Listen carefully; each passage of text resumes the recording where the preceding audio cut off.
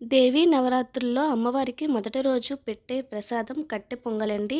ఇక్కడ కట్టె పొంగల్ కోసం 1 కప్పు వరకు రైస్, అరకప్పు పెసరపప్పుని తీసుకొని బాగా క్లీన్ చేసుకొని ఒక అరగంట పాటు దీన్ని నానబెట్టుకోవాలి. ఇంకొక ప్యాన్ పెట్టుకొని అందులోకి 6 కప్పుల వాటర్‌ని తీసుకోవాలి. ఇందులోకి కొద్దిగా మిరియాలు, అలాగే 1 స్పూన్ వరకు నెయ్యిని వేసుకోవాలి. మంచి కలర్ కోసం పసుపును కూడా వేసుకొని దీన్ని మనం బాగా మరిగించుకోవాలండి. ఇలా మరుగుతున్నప్పుడే మనం ముందుగా వాష్ చేసి పెట్టుకున్న రైస్ దాల్ని ఇందులోకి వేసుకోవాలి. అలాగే టేస్ట్‌కి తగ్గట్టు సాల్ట్‌ను కూడా వేసుకోవాలి.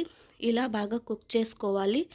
తర్వాత ఇందులోకి ఇంకొక కప్పు వరకు వాటర్‌ని వేసుకోవాలి. ఇప్పుడు వేరే ప్యాన్ పెట్టి అందులోకి నెయ్యి వేసుకొని ఆవాలు, జీలకర్ర, శనగపప్పు, మినపప్పు, ఎండుమిరపకాయలు, పచ్చిమిరపకాయలు, కరివేపాకు వేసి బాగా తాలింపు పెట్టుకోవాలి.